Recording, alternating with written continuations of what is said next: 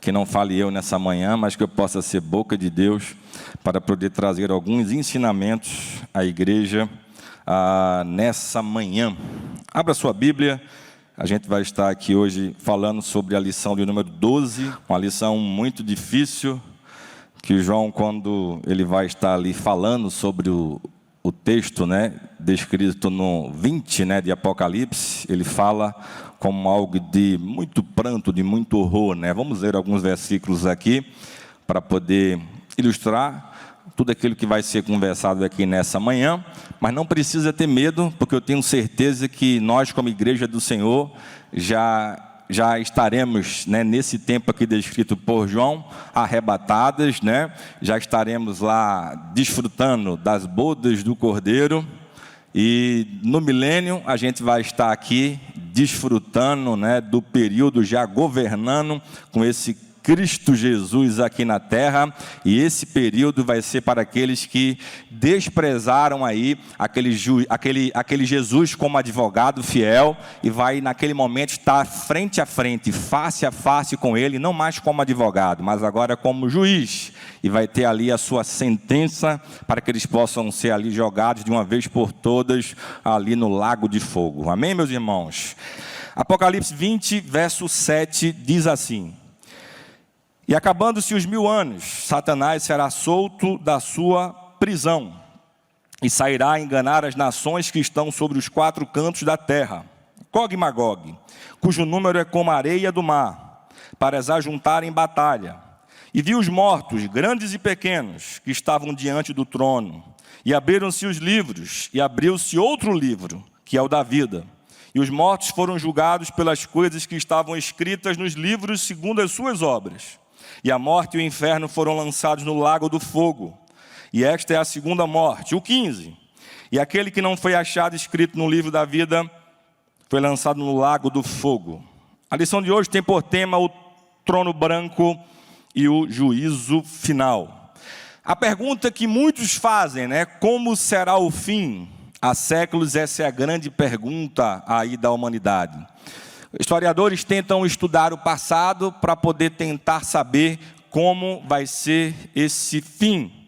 Filósofos tentam penetrar o significado das coisas, mas até hoje eles não encontraram aí esse significado, João, ele traz aí esse momento como um momento tenebroso, um momento horrível de se descrever, e um momento que eu tenho certeza que quem conhece esse capítulo aqui da Bíblia não vai querer viver esse momento, e se você não conhece, depois dessa lição, você não vai querer estar lá para conhecer também. Mas eu tenho uma certeza que hoje eu e você, a igreja, estamos aqui como noiva de Cristo, e que mesmo sem vê-lo, a gente sente a presença dele, e estamos ansiosos, A igreja ansiosa, aguardando a sua vinda, aguardando a trombeta soar, para que a gente possa encontrar com ele nas nuvens, Vamos ser arrebatados em nome de Jesus. Aqueles que já dormiram no Senhor vão se encontrar com ele primeiro, e depois nós que estamos vivos. Eu tenho certeza, com tudo que está acontecendo no mundo, na natureza, de que algo está próximo de acontecer. Então, se não for a nossa geração, com certeza próxima depois de nós, os nossos filhos verão aí esse soar da trombeta. E como eu já falei aqui em algumas mensagens, só vai escutar esse soar da trombeta aqueles que verdadeiramente adorarem, servirem, seguirem a Jesus em espírito e em verdade, aqueles que verdadeiramente são salvos,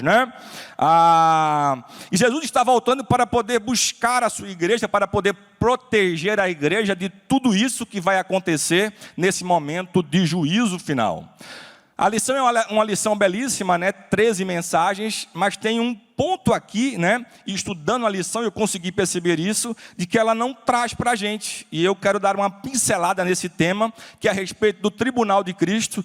Ele é uma ordem lógica do arrebatamento do tribunal de Cristo, até chegarmos a respeito do tribunal, do trono branco, e o juízo final. São mensagens polêmicas, extensas de poder se explicar, mas eu vou tentar resumir para que vocês possam entender uma linha lógica até chegarmos aqui a essa questão do trono branco, o julgamento do trono branco e o juízo final, né? Apocalipse 19:7 diz assim, regozijemo-nos, vamos alegrar-nos e dar-lhe glória, pois chegou a hora do casamento do Cordeiro e a sua noiva já se aprontou. Será que você está pronto para poder aguardar esse noivo que já está à porta, né? E tem um texto para mim que é um dos textos mais lindos da Bíblia, que descreve um fato assim extraordinário, que está lá em 1 Tessalonicenses 4, do 15 ao 17, que ele vai justamente ilustrar o que é que vai ser esse arrebatamento. A gente tem aqui 3 lapsos de tempos que são extremamente importantes para uma compreensão nossa. Gênesis 3:15, que fala da promessa. O homem pecou, caiu, mas existe uma promessa da vinda de um Messias, né? Que vai subir ao madeiro para poder morrer na cruz, para haver derramamento de sangue, porque sem derramamento de sangue não há perdão de pecados. Existe um segundo lapso de tempo aqui importante para a humanidade. Jesus veio ao mundo, ele vive sem pecado, ele morre, derrama esse sangue e há perdão de pecados para a humanidade. A partir desse momento, o Espírito Santo está aqui conosco, né? E todos aqueles que aceitam a Jesus como o Senhor e Salvador de sua vida, Ele habita em nós para nos auxiliar e a fortalecer. Jesus, Ele agora como advogado fiel, Ele intercede por nossas vidas. E eu destaco, Jesus como advogado fiel, Ele ainda é o nosso advogado fiel. E guardem essa palavra advogado. Vocês vão entender já o porquê que eu estou batendo nessa palavra advogado. Não é porque eu sou advogado, é por causa de algo que eu vou trazer para vocês já. E existe um terceiro lapso de tempo, que vai ser o arrebatamento da igreja, né? Todos um dia estarão, né, de frente para uma segunda vinda de Jesus na sua vida. Ou aqueles que vão, né, estar apegados a Jesus, que vão dormir e acordar no Senhor, ou aqueles que vão dormir e acordar numa segunda morte sem a Jesus, né? Vamos para frente. Então, digamos que o arrebatamento aconteceu. Existem 2 caminhos, né, diante da sua vida: céu e inferno. Eu acredito que nós, a Igreja Catedral da Família, todos nós seremos arrebatados, se estivermos vivos, claro, mas aqueles que dormiram no Senhor também irão, no dia do arrebatamento, serão levados aos ares para poder encontrar com Jesus. Haverão ali as bodas do Cordeiro. Enquanto aqui estiver no caos, 3 anos e meio, né? Os primeiros 3 anos e meio, depois mais 3 anos e meio, onde haverá ali a falsa paz e etc., nós estaremos lá no céu. E é aí que eu quero que vocês se atentem um pouco a isso. Eu vou resumir, como eu falei, é um tema extenso e polêmico, mas é um tema importante para vocês entenderem a linhagem, né, daquilo que é descrito na Bíblia. E aí vem o tribunal de Cristo. Quando se fala de tribunal, as pessoas acham que é algo ruim, algo negativo, algo maléfico para a vida. Mas nesse momento do tribunal de Cristo, é o momento que eu e você, insiste, igreja, a gente vai estar lá nas bodas do Cordeiro, nós seremos agora recompensados pelo aquilo que nós fizemos aqui na terra. É o momento de receber galardão. Isso mesmo. Diante de tudo aquilo que você fizer, uma vez salvo, lá não vai haver mais julgamento em relação à salvação. Você já estará salvo na pessoa de Cristo Jesus, amém? Só que lá existirão níveis em relação a funções, se possamos assim dizer, no céu. Eu não vou entrar em questões polêmicas aqui, tá bom? Aqui é a escola bíblica dominical, mas não é um curso teológico. E o tempo também é curto em relação a isso. Vamos para frente aqui, tá? Tribunal de Cristo, para quem e para quê? Julgamento dos salvos, a igreja ela foi arrebatada, a igreja se encontrará com Jesus para ser galardoada. O tribunal de Cristo é o julgamento das nossas obras para galardão, recompensa. Vamos ver alguns textos da Bíblia. Eu gosto sempre de poder referendar aquilo que eu falo com a Bíblia. Apocalipse 22:12. E eis que venho sem demora, e o meu galardão trago comigo para dar a cada um segundo a sua obra. 1 Coríntios 13:8. Ora, o que planta e o que rega são um, mas cada um receberá o seu galardão segundo o seu trabalho. Colossenses 3:23. E tudo quanto fizeres, fazei de todo o coração, como ao Senhor e não a homens, sabendo que recebereis do Senhor o galardão da herança, porque Cristo o Senhor servis. Tem pessoas que acham que só o fato dele ser religioso, ir para a igreja, sentar no banco, isso é apenas positivo. Eu não estou falando que o fato de você aceitar Jesus como Senhor e Salvador da sua vida não seja suficiente para você poder ir para o céu. Mas vale a pena você servir a esse Deus como primazia, né? Buscai primeiro o reino de Deus e a sua justiça, e todas as demais coisas serão acrescentadas. Vale a pena você mortificar essa carne, porque você vai ser recompensado em níveis no céu, sendo recompensado com as coroas, que eu vou citar para vocês também aqui nesse momento. Quem irá julgar? A Bíblia fala, 2 Timóteo 4:8. Desde agora a coroa da justiça me está guardada, o qual o Senhor, o justo juiz, me dará naquele dia, e não somente a mim, mas também a todos os que amarem a sua vida. Eu trouxe aqui 3 pontos, né, que vão ser vividos. Quem é que aceitou a missão de vir ao mundo, receber o pecado da humanidade e morreu na cruz? Jesus. Quem é o nosso advogado hoje que intercede por nossas vidas? Jesus. Quem é que conhece nossas vidas que inclusive vai lá interceder? E a Bíblia fala que o Espírito Santo, se necessário, vai lá com gemidos inexprimíveis até a presença do Todo-Poderoso, né? Então, é esse próprio Cristo que a Bíblia fala em várias passagens que vai ser ele que vai julgar, não mais como advogado, agora como juiz, porque ele conhece cada um dos nossos atos e tudo aquilo que foi feito aqui na terra. Então, ele é quem vai julgar, o próprio Jesus. Essas obras serão julgadas, né, através de algumas tipificações dessas obras. Está lá descrito em 1 Coríntios 3, do 12 ao 14. Quem quiser anotar, né, depois lê em casa, que é importante. Lá vão ter 6 tipificações em relação à precisão do julgamento de você receber esse galardão. Eu costumo dividir, aí uma questão minha, em 2 etapas, né? São obras que você vai fazer, que são obras de quem vai ser aprovado naquilo que faz e quem vai ser reprovado naquilo que faz, tá certo? As 3 aprovados: ouro, prata e pedras preciosas, né? O ouro, o primeiro, né, representa a glória de Deus. É tudo que exclusivamente você faz que glorifica a Deus. É tudo que você faz que realmente seja para a glória de Deus. 1 Coríntios 10:31. Quer comamos ou bebamos ou façamos qualquer outra coisa, façamos tudo para a glória de Deus. Tem pessoas que têm, não sei por que, o prazer de fazer alguma coisa, e em especial na igreja, para a glória do pastor, para a glória do seu líder, para poder mostrar de que ele sabe fazer, de que ele sabe cantar, de que ele sabe pregar, mas ele esquece de que a obra do Senhor é para o Senhor, é para a glória dele. E ele não divide sua glória com ninguém. Eu mesmo já desfrutei dentro do ministério que Deus colocou na minha mão, de pessoas que têm uma necessidade de que se eu não estiver junto fazendo com ele, ou seja, ou ele faz aquilo que ele é extensão, ou não tem necessidade dele, mas ele tem a necessidade de quê? Ou faz junto com ele, ou faz lá igual a ele, ou para ele não tem serventia. É como se ele se sentisse o quê? Um escravo da fé. Olha só, não entende ele de que aquilo que ele faz, ele tem que fazer o seu melhor diante do seu tempo ali para o Senhor. E o Senhor é quem vai recompensar aquela obra de que ele está fazendo aqui na terra.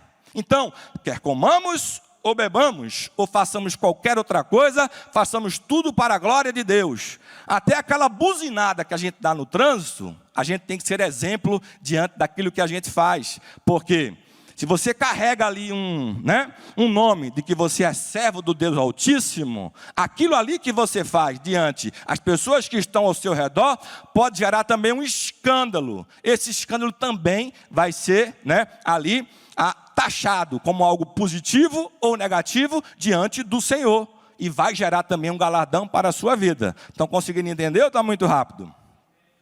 Eu já falo rápido, natureza, né, gente? Prata representa resgate. Isso aqui é lindo, gente. Escuta só.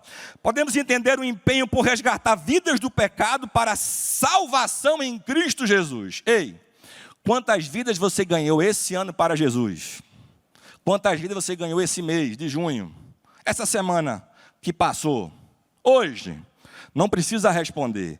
Existe um galardão específico para aqueles que são ganhadores de alma.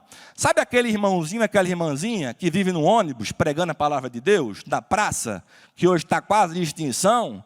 Eu fico imaginando o tamanho do galardão dessas pessoas que se expõem por completo ali. São muitas vezes humilhadas de todas as formas, mas estão ali praticamente todos os dias pregando a palavra de Deus. Oh, aleluia! Eu lembro quando adolescente, existia um trabalho de evangelismo na minha cidade de Recife. Nós íamos para a Praça do Marco Zero. Tinha um caixinha de som, um microfone, e a gente, chamado de mini, era o mini ministério. Existia um ministério e tinha um mini ministério. A gente brigava para quem ia pegar o microfone para poder evangelizar. Então tinha um dia de quem ia pegar o microfone para poder pregar na praça, e existia o outro grupo que ia com os panfletos, né? Poder entregar os panfletos, e também ia evangelizando, pregando a palavra de Deus. Hoje isso é escasso. Pode rodar aí boa parte de Goiânia e você vai ter dificuldade em encontrar evangelismo dia de domingo, por exemplo, que era característico da Assembleia de Deus, né? E assim, o que é que você tem feito para a pregação da palavra de Deus? Quantas vidas durante o período da sua vida você ganhou para Cristo, né? Não é só missão do pastor, não. Não é só missão do seu líder lá do grupo familiar, não. É missão de todos nós. Olha só, 1 Coríntios 6:20. Porque fostes comprados por bom preço. Glorificai, pois, a Deus do vosso corpo e no vosso espírito, os quais pertencem a Deus. 3, pedras preciosas. São as obras realizadas com direção, dependência do Espírito Santo. Também vai ter galardão diante daquelas pessoas que fazem as obras por direção, dependência do Espírito Santo de Deus. É por isso que você tem que mortificar a sua carne todos os dias e viver completamente na direção do Espírito Santo de Deus na sua vida.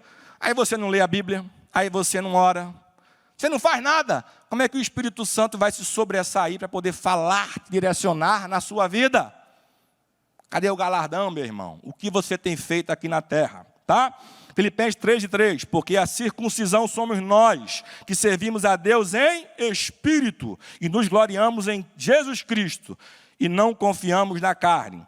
Vou ser bem rápido aqui em relação aos reprovados, né? Precisão do julgamento, como eu falei, porque Deus ele é amor, mas ele é justiça também. Madeira, feno e palha. A madeira é uma figura daquilo que é feito com interesses humanos e natureza humana, que glorifica a si mesmo. Lucas 6, 34, 36, leia depois em casa. O feno representa o resultado do trabalho da carne com mundanismo e vaidade humana. 1 Coríntios 2, 14, 3 e 1 também. E a palha, por último, a palha representa a falta de estabilidade espiritual, tá? Aquele crente que vive reclamando de tudo, que vai de galho em galho, de igreja em igreja, né? Reclama de tudo. Ele acha problema de tudo. Do tamanho da saia da irmã, do menino que reclama durante o culto, né? Do pastor que fala aqui hoje, que está acrescentando algo positivo na lição. Reclama de tudo. Ele não faz nada dentro da igreja, mas só faz literalmente reclamar, né? E se for para falar mal do pastor, é que ele fala mesmo com força, né? Porque hoje é moda, né? Falar mal do pastor é bonito, né? Não sabe ele as maldições que ele está trazendo para a vida dele. É o famoso, né? Aquele crente de palha. Literalmente, né? É a Bíblia que fala, tá? É assim, se associa. As expressões estão associadas literalmente dentro da igreja, né? Tá bom, gente? Certo? Vigia, crente. Vamos lá. E agora vamos para o recebimento das coroas, tá bom? Galardões ou recompensas? Eu vou trazer para vocês aqui 5 coroas. São as 5 que eu enxergo como as mais visíveis dentro da Bíblia. Tem estudiosos que falam de 7. Eu vou trazer para vocês aqui 5, que são as 5 que eu sempre aprendi dentro da igreja. Tá certo?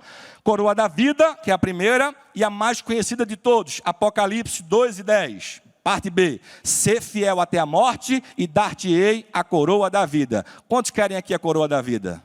Então dá um glória a Deus aí bem forte. Oh, glória a Deus! Eu também quero ela para a minha vida. Ela será entregue a quem perseverar na tribulação, lutas e adversidades, né? Tiago 1:12. Bem-aventurado o homem que suporta a tentação, porque quando for provado, receberá a coroa da vida, a qual o Senhor tem prometido aos que o amam. A segunda coroa que vai ser entregue como galardão diante daquilo que eu falei para vocês aqui, que vai ser posto diante dele, né? Diante daquilo que você fez aqui na terra. E detalhe, no texto que eu falei lá de Coríntios, 1 Coríntios 3, 12 e 14, lá fala claramente que isso vai ser posto, né?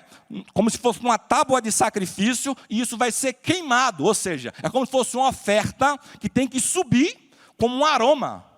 Literalmente, é uma oferta que está sendo posta diante de Deus durante todos os dias da sua vida. Aquilo que queimar e chegar às narinas de Deus como algo positivo é que vão gerar essas coroas. Está conseguindo entender, meu irmão? Vale a pena servir a Deus. Vale a pena se sacrificar aqui na terra por esse Deus todo-poderoso. Vamos para frente. Coroa da justiça será entregue a quem vive a cada dia na expectativa da eminente volta de Cristo. 2 Timóteo 4, 7 e 8. Combati o bom combate, acabei a carreira, guardei a fé. Desde agora, a coroa da justiça me está guardada, a qual o Senhor, justo juiz, me dará naquele dia, e não somente a mim, mas também a todos que amarem a sua vinda. Coroa incorruptível será entregue a quem abrir mão dos seus próprios desejos e impulsos carnais. Tem coroa, para quem vai mortificar ali a carne. Então vença, meu irmão, vale a pena vencer a si mesmo todos os dias. 1 Coríntios 9, 25. E todo aquele que luta de tudo se abstém, eles o fazem para alcançar uma coroa corruptível, nós, porém, uma incorruptível. Quarta coroa, coroa da exultação, será entregue a quem for fiel na pregação do evangelho e quem ganha vidas para Cristo. Estão vendo que é associado aos galardões do que eu falei lá em cima? E por fim, a quinta que eu trouxe, e aí eu falo aos meus amigos, pastores, né, a coroa da glória, será entregue a quem fielmente pastoreia o rebanho aí de Deus, né? 1 Pedro 5, 1 e 4, depois a gente lê depois com calma, tá? E agora a gente vai entrar no tema dessa lição de hoje, né? O grande trono branco e o juízo final. Amém, meus irmãos? Conseguiram entender o lapso de tempo? Durante os 7 anos de quem ficou aqui, estaremos lá em cima. Em nome de Jesus, nós todos estaremos. Essa igreja, Catedral da Família, vai estar lá em cima, nas bodas do Cordeiro, no tribunal de Cristo lá, recebendo o galardão. Pastor, e eu posso ser julgado e descer para o mundo, ou ir para o inferno? Não, meu irmão, se você foi arrebatado, você já está salvo em Cristo Jesus. Agora, se você não começar a se organizar, se orientar e servir a Deus, você pode subir, mas ficar sem galardão, tá certo? Vamos embora. Cristo hoje é o advogado do pecador, mas no dia do juízo final, ele será o juiz e julgará cada um segundo as suas obras. Olha só a minha introdução aqui. Haverá uma segunda ressurreição, depois da qual os não salvos, depois do qual quem? Os não salvos comparecerão ao julgamento de Deus. A cena que João descreve nessa passagem é assustadora. O céu e a terra fugirão, olha só. E os pecadores não terão onde se esconder. Todos terão de se apresentar diante do juiz. Deixa eu ver aqui. Só os pobres terão de se apresentar diante do juiz. É isso? Deixa eu ver aqui. Aqueles que conseguirão comprar o judiciário. É assim? Todos terão de se apresentar diante do juiz. Aqui não vai haver réplica, tréplica. Não vai ter nada disso.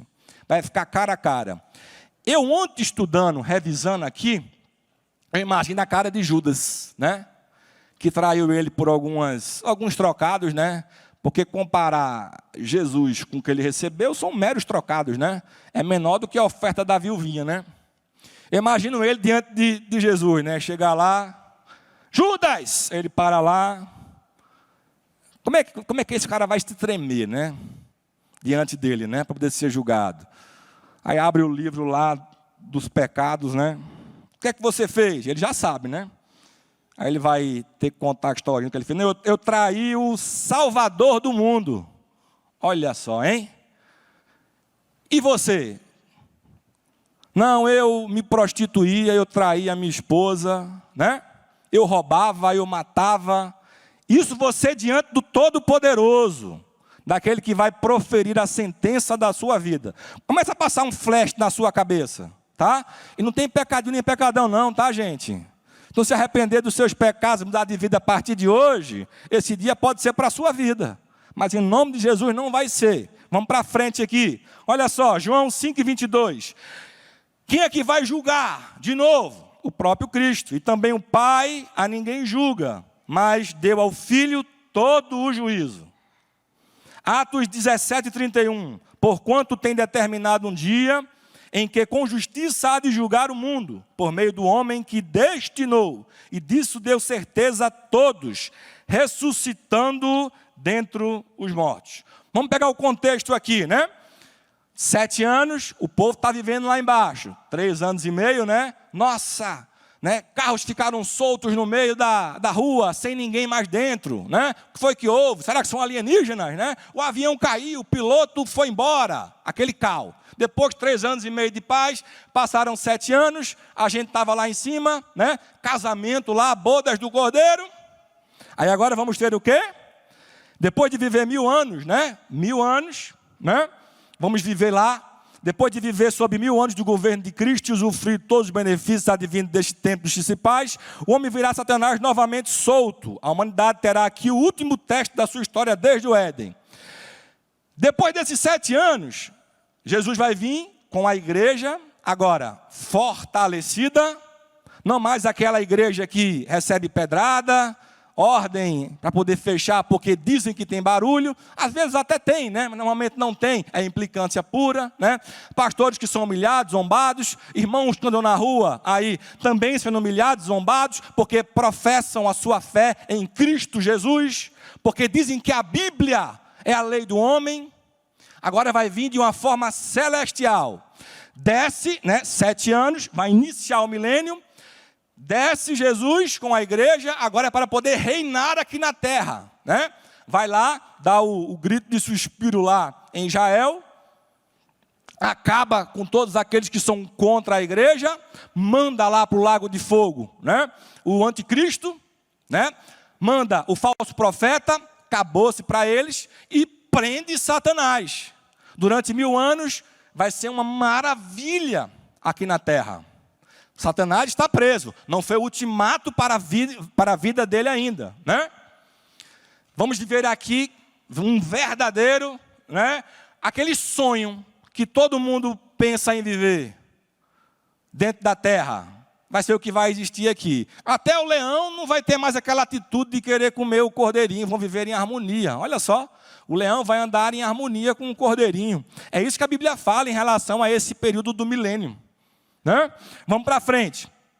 Já li aqui para vocês. Depois de viver esse período de 1000 anos, Satanás será solto mais uma vez. Vai ser seu último grito de suspiro. É como se fosse um teste para poder verificar o seguinte. Então quer dizer que o homem fala que o problema foi Eva, lá atrás. Ela foi enganada, então quer dizer que porque a natureza humana foi corrompida e contaminada, então quer dizer que é por causa disso que o homem não consegue se firmar na pessoa de Cristo Jesus? Então já vem de problemas e conflitos? Então agora eu vou entregar aqui 1000 anos de paz. Será que é suficiente? O Brasil hoje tem o quê? 500 anos? Né? Vamos dar agora 1000 anos de paz, para que vocês possam usufruir daquilo que vocês sempre sonharam. E depois eu vou soltar Satanás para poder testar vocês, né? Vamos embora, vamos para frente. Só que existe algo dentro da pessoa do homem que eu taxei aqui de 3 coisas. De que o homem ele é, por natureza, insatisfeito, contraditório e autodestrutivo. Eu não falo a igreja que já subiu, que já foi transformada, mas aqueles que ficaram aqui na terra. Porque durante os 7 anos... vão ter pessoas aqui na terra, vão ter pessoas que irão conseguir sobreviver a esse período, e vai ser de forma natural. Homem e mulher se casa, vem filhos, né? Vai acontecer de forma natural. A vida não vai se acabar até esse momento. Quando a igreja descer, nesse período, as pessoas irão continuar a se dar em casamento, vão haver filhos e etc. né? Só que vai ser um período tão maravilhoso que as pessoas vão se esquecer de que um dia Satanás existiu e etc. E eu ainda afirmo mais. Hoje tem muita gente que reclama que existe muita igreja em todo lugar, né? Denominações e etc. Só que naquele tempo, pelo fato da paz, eu acredito, eu, Flávio, estou falando isso, de que deve ser natural de que as pessoas se esqueçam a passar para as gerações de que um dia aconteceu toda essa história para poder chegar a esse período desse milênio. E se você não proliferar na sua geração de quem é Jesus e do que ele representa para a sua vida e para a sua família, outros vão ensinar para ele de forma diferente. É a única forma de pensar de como é que, depois de 1000 anos, a Bíblia fala de que Satanás será solto mais uma vez. E ele vai fazer assim como ele fez com Eva. Eva no Éden tinha tudo do bom e do melhor. E conseguiu enganar e fez com que ela comesse de quê? Do fruto proibido e habitou nela o pecado. Satanás, quando ele for solto, a Bíblia fala que ele vai conseguir enganar a multidões. Vai ser um número assim incontável, mesmo vivendo num aparente paraíso, ele ainda vai conseguir enganar ali verdadeiras multidões, porque ele é um verdadeiro enganador. E as pessoas vão seguir e vão se juntar a ele como um último suspiro de motim para poder querer derrubar, derrotar o Todo-Poderoso. Olha que absurdo. Eu trouxe aqui 2 textos, né? Gênesis 3:13, que fala justamente que a serpente enganou a Eva, e depois vem Apocalipse 28. E sairá a enganar as nações que estão sobre os 4 cantos da terra. Gog e Magog, nós lemos isso, cujo número é como a areia do mar, para as ajuntar da batalha. Viveu os 1000 anos, Satanás é solto, enganou. Terminou o milênio, agora chegou o tempo. Jesus vai lá, derrota Satanás, lança ele lá, dá ultimato no lago de fogo. Acabou-se, já era para ele também. Agora é chegado o juízo final, né? O diabo é vencido e lançado definitivamente no lago de fogo, de onde nunca mais sairá. Após o juízo sobre Satanás, será agora a vez dos pecadores que rejeitaram a Cristo em vida, de modo que serão julgados por ele e enfrentarão a morte eterna.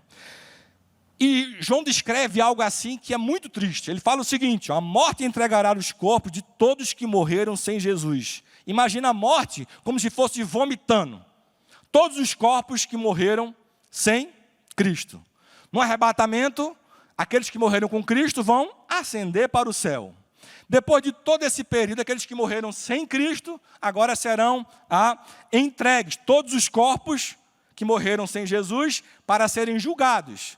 E os espíritos que estavam no Hades, né, o reino dos espíritos mortos, agora irão também se juntar para poder serem apresentados na presença também do Todo-Poderoso para serem julgados. Ei, ninguém vai escapar de todas as gerações, de todo o tempo que por um acaso existiu um ser humano sequer que dormiu sem o Senhor, estará diante desse Deus Todo-Poderoso. Por isso que se fala o grande trono branco.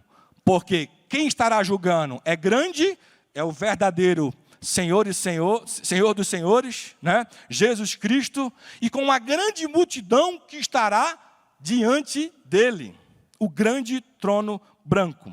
E o texto fala mais, grandes e pequenos, ou seja, vai alcançar a todas as pessoas, independentemente de classe social, ricos e pobres, famosos e anônimos, doutos e iletrados, religiosos e ateus, ninguém escapará do juízo do Senhor.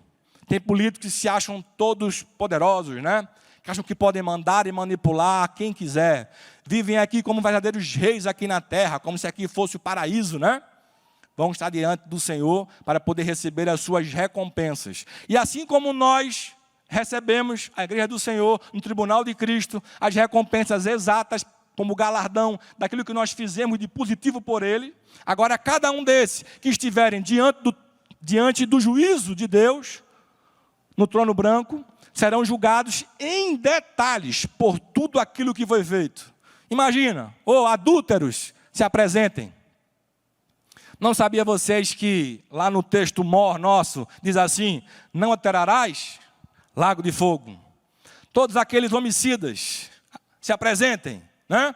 Não sabiam vocês que no texto mor fala lá, não matarás lago de fogo. Ou vocês que adoravam passar ali a perna nos outros, achando que isso é positivo para a vida, lago de fogo. Imagina os grandes blocos que serão postos ali para serem julgados em detalhes, em detalhes. Olha só, Jesus Cristo julgará os incrédulos com base no que está escrito nos livros. Que livros são esses? 3 livros estarão ali diante. Na verdade, eu posso dizer assim que 3 nomenclaturas de livro. A palavra de Deus, né? Livros, no plural, com a obra dos pecadores, tá bom? De forma ilustrativa. E o livro da vida. Tudo isso vai ser para poder referendar o juízo e o julgamento de Deus. Lembra que eu falei que ele é justiça? Ele é amor, mas ele é justiça? Olha só, a palavra de Deus. O que é que legitima o pecado? É a palavra de Deus. E nós, aí, novamente, eu, pastor Flávio, estou falando. Eu creio que nós seremos julgados, essa geração, com uma mão um pouco mais pesada, porque nós temos hoje a facilidade do acesso à palavra de Deus. Está tudo juntinho, compilado. Hoje tem a Bíblia num tablet, num celular. Hoje eu consigo comprar a Bíblia em qualquer lugar, qualquer livraria, qualquer shopping, a gente acha a Bíblia Sagrada. A Bíblia hoje ela é distribuída. Se eu for ali atrás hoje com a pastora Lúcia, tem Bíblia ali para você. E a gente ainda quer dar desculpa de não conhecer a palavra de Deus, de querer dizer, nossa, eu não sabia que não poderia fazer isso. Todos os dias que a gente está aqui no culto, a gente aprende sobre algo da parte de Deus. Então hoje é muito fácil saber o que pode e o que não pode fazer. É óbvio que nós somos salvos pela graça, mas nós não podemos querer inutilizar a graça. E querer viver no pecado, dizendo, nossa, eu não consigo mortificar a carne, né? Tem gente que fala isso. Nossa, eu não consigo, né, largar isso, eu não consigo. É a famosa desculpa, eu não consigo. E você não vai conseguir ir para o céu também. Porque você não quer ter uma vida de transformação na pessoa de Cristo Jesus. Ou você muda de vida, se arrepende verdadeiramente dos seus pecados, porque eu não consigo entender que uma pessoa foi salva na pessoa de Cristo Jesus, teve transformação de vida e tem prazer no pecado. Quando eu falo do pecado, é o pecado consciente. Eu sei que eu estou indo para a forca, para a morte, e eu continuo indo para essa forca e para essa morte. Em nome de Jesus, hoje Deus entra com transformação de vida na vida dessas pessoas que insistem em pecar, querendo justificar que são fracos por causa da carne. Amém, igreja? Hoje está difícil da glória, né? A palavra de Deus, né? Todo pecador terá de prestar contas da verdade que ouviu nesta vida. Olha só, João 12:48. Quem me rejeitar a mim e não receber as minhas palavras, já tem quem o julgue. A palavra que tenho pregado, essa o há de julgar no último dia. Segundo livro, são os livros com as obras dos pecadores. Esses livros têm como propósito determinar o grau de castigo do pecador no inferno. Olha só, o grau de sofrimento. Mateus 11, 20 e 24. Você pode ler em casa depois, para a gente poder ganhar tempo. E terceiro, o livro da vida. Lembra de Apocalipse, né? 2:10b, ser fiel até a morte, receberia a coroa da vida, né? Então, esse livro da vida vai ter o nome das pessoas que estarão com Jesus na eternidade. Então imagina que vão ter lá 3 livros, né? Deixa eu ver aqui, né? Fulano de tal. Nossa, seu nome não está aqui não. Vamos ver o que é que você fez aqui. Você fez isso. Tudo isso aqui ele vai de encontro com o que diz a minha palavra. E olha que você teve acesso, hein? Você ouviu a palavra de Deus na igreja Catedral da Família, sua mãe pregou para você, seu amigo também pregou para você, e você ainda assim não deu atenção a tudo isso. Vamos ver aqui qual vai ser agora a sua sentença. Vai ser assim, meu irmão. Aquele advogado que hoje é fiel, Jesus de Nazaré, ele um dia vai estar diante de você com a mão firme. Não adianta chorar naquele dia, não. Ele vai estar lá para poder te julgar, detalhe a detalhe daquilo que você fez de ruim, de mal, de se afastar dele, nos pecados que você cometeu, para você ter como julgamento aquilo de ruim para você poder passar durante toda a eternidade. Tem pessoas que acham que morreu já era, ou que depois da condenação do juízo final, já era também. Não já era nada, meu irmão. É só o início de tormento da eternidade do lago de fogo. É a segunda morte. É a Bíblia que fala isso, viu? Seria muito bom fazer o que quer de ruim, né? E depois acabou, já era. Não, meu irmão. É apenas o início. Então você se consertava hoje, enquanto ainda tem tempo, porque você tem o Espírito Santo que habita em você, que é como um termômetro dizer, não vai para lá, não vai para cá, segue em frente no caminho reto, que é só Ele que leva a Jesus Cristo de Nazaré. E se tem alguém aqui hoje que não conhece a Jesus, vem depressa que ainda dá tempo, porque pode ser hoje que a trombeta venha a soar e que a igreja vai subir, vai ser arrebatada. E se a trombeta não soar, nós não sabemos. Amanhã pode acontecer um acidente com você, pode chegar o seu dia de morte, então não perde tempo, entrega a tua vida para Jesus hoje. Seja aqui na igreja, ou você que está na sua casa me assistindo e me ouvindo, em nome de Jesus. Dá para dar uma glória? Então glorifica o nome do Senhor Jesus. Oh, aleluia! Qual vai ser a sentença? Estou terminando. Quando o julgamento terminar, todos os perdidos serão lançados no inferno, lago de fogo, que é a segunda morte. Mateus 25, 46. Irão estes para o tormento eterno, mas os justos para a vida eterna. Vou repetir o texto. Abra sua Bíblia, me acompanhe. Mateus 25, 46. Aleluia. Glória a Deus. Irão estes para o tormento eterno, mas os justos para a vida eterna. Vamos ler mais uma vez? Esse texto é lindo, né? Irão estes para a vida eterna, mas os justos. Ei, você é justo ou incrédulo? Você é justo ou incrédulo? Só existem dois caminhos, céu e inferno. Se você escolher a pessoa de Cristo Jesus, você não vai passar por nada disso. Você vai estar aqui no milênio, governando.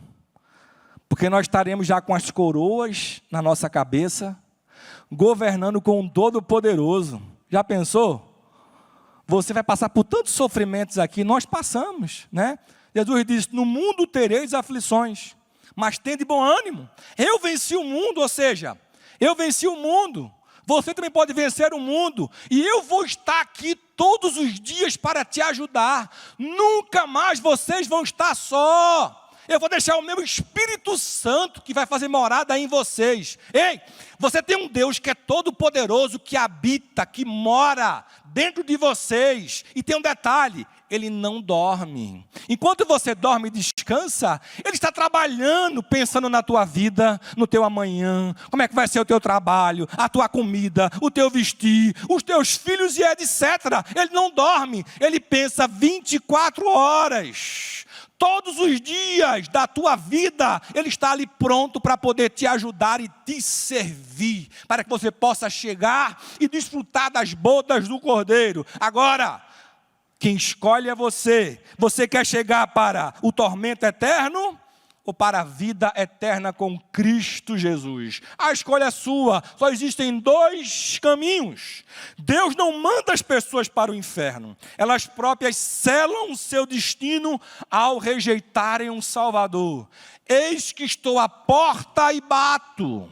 Eis que estou à porta e bato. É você quem escolhe abrir a porta para Ele. Ele nunca vai obrigar você a nada, porque Ele não é dominador. Dominador é Satanás. Jesus, Ele é abençoador. Ele quer te abençoar. Ele entra com suavidade na sua vida. Você o convida para entrar. Você abre a porta para que Ele possa entrar. E Ele vai caminhar com você durante todos os dias da sua vida terrena e também na eternidade, sempre com bênçãos para te oferecer. Agora, não queira cair na mão dEle como juiz, porque Ele como justiça, meu irmão, vai ser detalhista. Queira viver com Ele, Ele apenas como amor. Porque Ele como amor, Ele vai interceder em tudo pela tua vida. Fica de pé, meu irmão. Eu quero fazer uma oração pela tua vida. Porque se viver de segundo a carne, morrereis. Mas se pelo Espírito mortificardes as obras do corpo, vivereis. Maravilhoso Deus, estamos aqui diante da tua presença.